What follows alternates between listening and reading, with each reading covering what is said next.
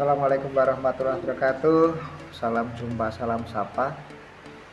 Jumpa kembali dengan Opini Desa Channel, sebuah laman digital. Sajikan ruang dan waktu untuk beropini, berekspresi, menyikapi atas sebuah peristiwa dan kejadian yang terjadi di sekitar kita.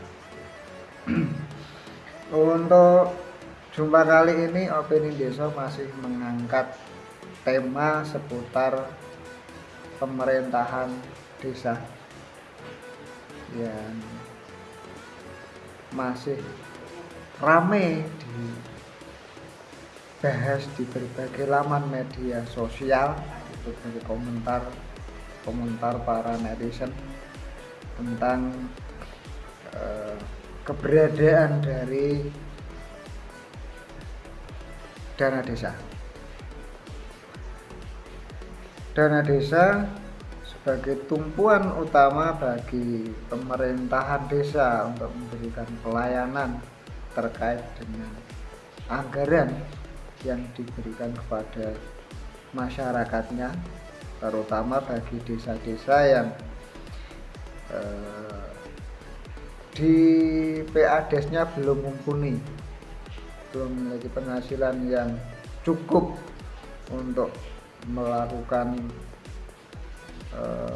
pelayanan secara mandiri terkait dengan pendanaan, karena tidak menutup kemungkinan bagi desa-desa yang PADES-nya masih belum mumpuni, ketika dana desa itu dikurangi porsinya sesuai yang sudah mulai akan diterapkan di tahun ini, maka tidak sedikit pemerintahan desa yang pusing untuk menyikapi, mengambil langkah-langkah yang tepat agar apa yang menjadi visi misi dari kepala desa terkait dengan ikhtiar pemberian pelayanan kepada masyarakatnya bisa tetap tercapai. Tanggapan miring soal penggunaan dana desa oleh kepala desa dan perangkatnya di berbagai laman media sosial itu juga bukan hal yang sepenuhnya benar, apalagi yang beranggapan bahwa pemerintahan desa itu bobrok. Kalau yang nyakal mungkin ada 1-2 oknum kepala desa ataupun perangkat desanya yang bermain-main dengan anggaran, mengotak-atik anggaran desa. Namun tidak semua.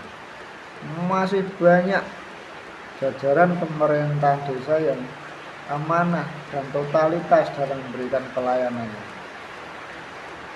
Ini sesuatu yang memang harus disuarakan juga ke publik, bahwa kita harus berlaku yang bijak atas sebuah fenomena ini. Tidak bisa dipungkiri bahwa keberadaan dari dana desa tetap menjadi suatu hal yang harus dipertahankan. Syukur-syukur kalau ke depan ada peninjauan ulang dari kebijakan pengalihan dana desanya yang sekarang tinggal sekitar 36%, itu bisa ditinjau ulang, atau kalaupun tidak ada terobosan-terobosan lain yang bisa dilakukan. Para kepala desa yang notabene adalah tokoh masyarakat yang dipercaya dengan masyarakat dan selama ini teruji amanah dalam menjalankan tugas dan kewajibannya,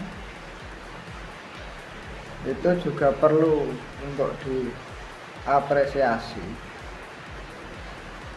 Bahkan bila mana perlu juga untuk dibantu menyuarakan lewat media sosialnya, sosial kita maksudnya, media sosial kita, agar apa? Agar mereka juga memiliki dukungan yang kuat dari elemen masyarakat. Kita mendorong kepada para penegak hukum untuk senantiasa melakukan pengawasan yang ketat atas penggunaan anggaran yang dikucurkan ke desa. Namun kita juga tidak bisa menutup mata dengan totalitas kepala desa yang dianggap mereka itu kurang amanah. Mereka tidak sedikit yang amanah. Dan ketika mereka yang amanah, kebetulan posisi wilayahnya, desanya itu belum memiliki PADES yang mumpuni, maka otomatis mereka akan merasa sangat-sangat bersalah, tidak bisa memberikan pelayanan yang maksimal, hanya terbentur oleh urusan anggaran. Dan itu seyogyanya menjadi bahan pertimbangan kita terkait dengan penilaian kita atas kinerja dari pemerintahan desa. Sahabat Opini Desa, silahkan panjenengan melihat di wilayah panjenengan masing-masing kira-kira seperti apa kinerja dari kepala desa dan perangkatnya. Silakan dinilai sendiri. Jika dirasa kurang pas, silahkan untuk dikritisi. Namun ketika mereka sudah totalitas amanah, wajib juga untuk diapresiasi. Meskipun saya yakin teman-teman kepala desa dan perangkat desa itu juga tidak minta untuk dihormati, diakui kinerja mereka secara berlebihan. Mereka cukup diberikan dukungan moral agar mereka tetap kuat, tetap semangat dalam menjalankan tugas dan kewajibannya. Mengingat mereka adalah tokoh-tokoh pilihan yang mendedikasikan hidupnya untuk kemaslahatan desa. Meskipun ada 1, 2, 3 orang yang beranggapan mereka bekerja kok, mereka dapat penghasilan kok dari posisi mereka sebagai seorang kepala desa, dari posisi mereka sebagai perangkat desa. Penghasilan iya, bahkan setara 2A. Namun bisa di cross check ke masing-masing kepala desa dan perangkat desa di wilayah panjenengan. Penghasilan setara UMR itu kan cuma penghasilan yang layak untuk hidup, belum penghasilan yang cukup untuk hidup mewah. Mereka juga tidak ingin hidup mewah. Mereka ingin hidupnya bermanfaat dengan tidak terganggu lagi urusan ekonomi keluarga, dan mereka bisa totalitas ketika mereka juga punya penghidupan yang layak. Namun tidak sedikit para perangkat desa dan kepala desanya itu tidak pasti menerima siltapnya tiap bulan. Itu yang mesti sahabat-sahabat pemirsa ketahui.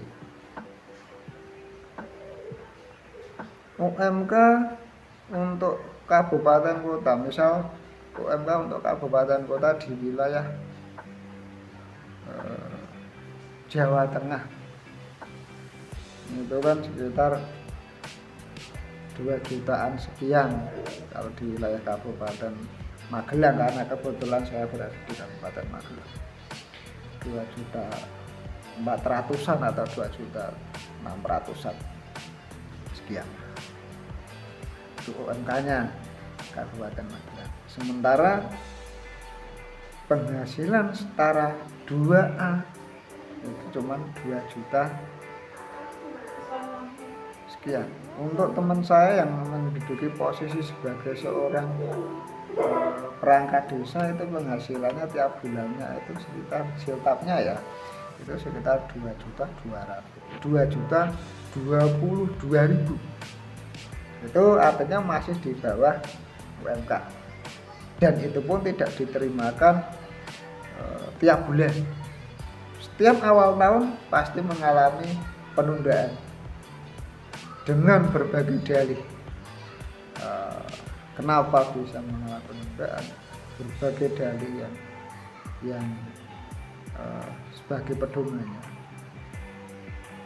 Mungkin urusan administrasi di masing-masing desa yang belum beres, karena syarat utama untuk bisa mencairkan siltapnya adalah di administrasi desanya, atau mungkin karena faktor yang lain. Itu saya kebetulan belum tahu, tapi insya Allah mudah-mudahan akan ada kabar kenapa bisa terjadi siltap yang tidak bisa turun di awal tahun. Ini menjadi sebuah persoalan tersendiri bagi sahabat-sahabat kita yang kebetulan menduduki posisi sebagai seorang perangkat desa. Penghasilan mereka, waktu mereka itu kan sudah tercurahkan untuk memberikan pelayanan kepada warga masyarakat. Di totalitas mereka, sahabat-sahabat kita sebagai perangkat desa itu kalau dibilang sudah sebanding dengan apa yang mereka dapatkan, mungkin iya di 1, 2, 3 wilayah, tapi bisa juga tidak di wilayah-wilayah tertentu. Untuk wilayah yang perangkat desanya bisa mengelola tanah kas desa atau tanah bengkok, lahan basah, atau yang gampang ditanami berbagai tanaman dan lahannya itu subur, mungkin mereka bisa dibilang memiliki penghidupan yang sangat layak, meskipun siltapnya sedikit, meskipun siltapnya sekitar 2 juta sekian. Namun untuk perangkat desa yang dipercaya mengelola tanah kas desa atau tanah bengkok dengan lahan gersang itu sulit, karena mau dibuat seperti apapun kalau lahan gersang itu kalau ditanami tanaman itu tidak akan bisa membuahkan hasil maksimal, bahkan nombok. Bahkan nombok. Itu kasihan sebenarnya. Dan itu menjadi tantangan tersendiri. Sekiranya mungkin mudah-mudahan ada para pemangku kepentingan yang menyaksikan tayangan ini, sehingga beliau-beliau itu, para pemangku kepentingan itu juga bisa mengambil kebijakan yang nyata, yang real, untuk memperbaiki minimal mekanismenya, bagaimana caranya agar para perangkat desa itu mendapatkan penghidupan yang lebih baik lagi. Kalau penghasilan setara A2 dengan 2 juta sekian, terus masih dipotong untuk hal-hal lain, misal BPJS dan sebagainya, itu artinya yang diterimakan ke mereka itu pasti di bawah UMK. Enggak usah dipotong saja, masih di bawah UMK. UMK 2.400.000, 2.600.000 ya. Padahal rata-rata perangkat desa penghasilannya 2.022.000. Itu kata teman saya. 2.222.000. Untuk kepala desa cuma 3 juta sekian. Tapi biaya operasional dari seorang kepala desa kan luar biasa. Luar biasa. Tetap kalau cuma mengandalkan penghasilan dari posisi sebagai perangkat desa maupun sebagai kepala desa, hidup nombok. Mudah-mudahan ke depan akan ada pencerahan yang lebih baik lagi untuk kehidupan sahabat-sahabat kita, rekan-rekan kita yang berprofesi sebagai seorang perangkat desa. Totalitas beliau-beliau para kepala desa dan perangkat desa dalam memberikan pelayanannya mudah-mudahan diakui oleh negara dengan memberikan penghidupan yang lebih layak lagi. Minimal penghasilan mereka setara UMK, jangan cuma setara secara 2A. Kata 2 juta sekian, kalau secara UMK kan 2 juta lebih. Meskipun nanti juga ada kebijakan dari pemerintah daerah terkait penghasilan itu, rata-rata penghasilannya juga sudah mendekati lah dengan UMK.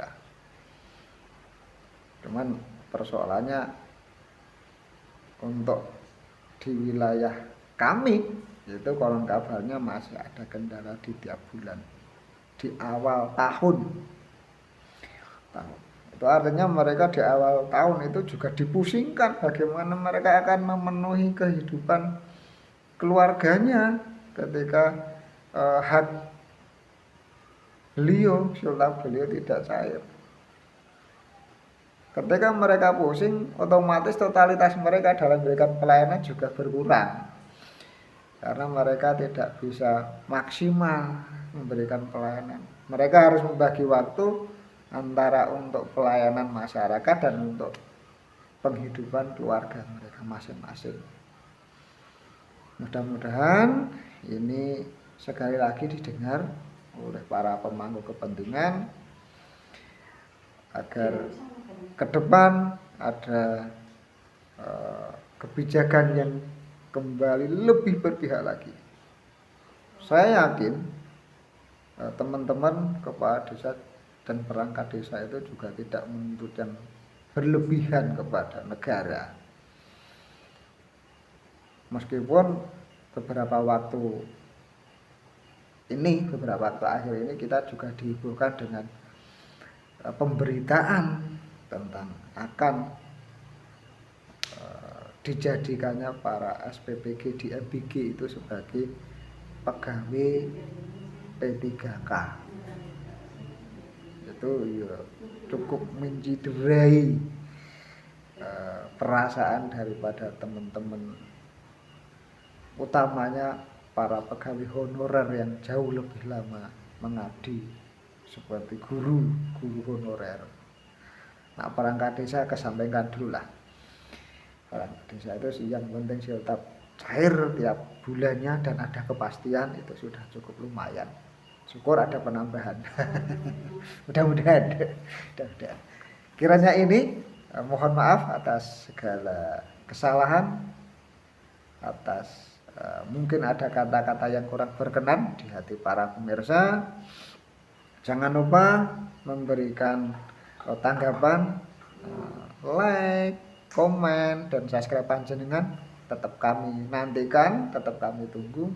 Syukur-syukur beri kami umpan materi untuk bisa didiskusikan dan disuarakan bareng-bareng. Akhir kata, wassalamualaikum warahmatullahi wabarakatuh. Sampai jumpa di tayangan berikutnya. Matur nuwun.